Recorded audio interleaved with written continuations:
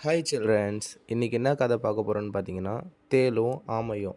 வாங்க சில்ட்ரன்ஸ், கதைக்குள்ளே போகலாம். அது ஒரு அழகிய காடு.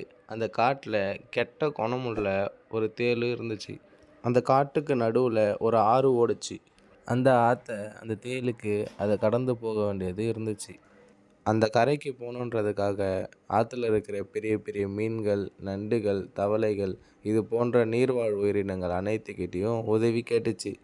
ஆனால் இந்த தேளோட குணம் தெரிஞ்ச அனைத்து உயிரினங்களும் மாட்டேன்னு மறுத்துடுச்சுங்க. தேள் எப்படி இந்த ஆற்றை கடந்து போகிறதுன்னு யோசிச்சுட்டு இருந்தபோது ஒரு ஆமை ஒன்று வந்துச்சு. ஆமையை பார்த்த தேள், ஆமையாரே, நான் அந்த கரைக்கு போகணும், என்னை கொஞ்சம் அங்காண்ட கரையில் விட முடியுமா அப்படின்னு கேட்டுச்சு. நானும் அந்த கரைக்கு தான் போகிறேன், என் முதுகில் ஏறிக்கோ, நான் அந்த கரையில் விட்டுறேன் அப்படின்னு சொன்னிச்சு ஆமை. தேளும் ஆமையோட முதுகில் ஏறிக்கிச்சு. ஆமையும் தண்ணீரில் நீந்த ஆரம்பிச்சது. கொஞ்ச தூரம் தான் போயிருக்கும். தேளுக்கு திடீர்னு ஒரு சந்தேகம். நம்ம பல பேரை கொட்டியிருக்கோம், ஆனால் ஒருத்தவங்களும் ஒரு ஒரு மாதிரி கத்துவாங்க. இது வரைக்கும் ஆமையை நம்ம கொட்டினதே இல்லை. ஆனால் ஆமை எப்படி கத்துனே தெரியல. இதை விட்டால் நமக்கு வேறு சந்தர்ப்பமும் கிடைக்காது அப்படின்னு நினச்ச தேள் ஆமையை கொட்ட ஆரம்பிச்சிது. ஆனால் அந்த ஆமை எப்பவும் போல் எந்த உணர்ச்சியும் இல்லாமல் நீந்திக்கிட்டே இருந்துச்சு. ஆமைக்கிட்ட தேள் கேட்டுச்சான், ஆமையாரே, உங்களுக்கு உடம்புல எந்த வலியுமே இருக்காதா அப்படின்னு கேட்டுச்சான் தேள்.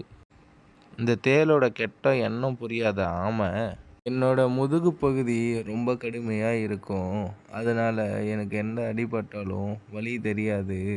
ஆனால் என்னோட கழுத்து பகுதி ரொம்ப மென்மையாக இருக்கும், அதனால் எனக்கு அடிக்கடி அடிபடும், காயமாகும், வலிக்கும் அப்படின்னு சொன்னிச்சு ஆமை. ஓ அப்படியா அப்படின்னு நினச்சிக்கிட்டு ஆமையோட கழுத்துக்கிட்ட போச்சு தேள். இதை பார்த்த ஆமை தேள் கொட்ட போகுதுன்னு தெரிஞ்சுக்கிட்டு தண்ணியில் முழுகிடுச்சு. தேள் தண்ணியில் விழுந்து தண்ணியிலேயே அடிச்சுக்கிட்டே போயிடுச்சு. தனக்கு நல்லது செய்ய வந்த ஆமைக்கு தீங்கு நினச்ச தேள் தண்ணியில் மூழ்கியே இறந்துடுச்சு. ஆமை நல்லபடியாக நீந்தியே அந்தாண்ட கரைக்கு போய் சேர்ந்துடுச்சு. குழந்தைகளே, இந்த கதையோட நீதி என்னென்னா, எந்த ஒரு எதிர்பார்ப்பும் இல்லாமல் நமக்கு உதவி பண்ணுறவங்களுக்கு நம்ம கடைசி வரைக்கும் நன்றி உள்ளவங்களாக இருக்கணும். தீங்கு நினச்சா நமக்கும் இந்த நிலைமை தான் ஆகும். ஓகே சில்ட்ரன்ஸ், அடுத்த ஸ்டோரியில் பார்க்கலாம். தேங்க்யூ ஃபார் வாட்சிங்.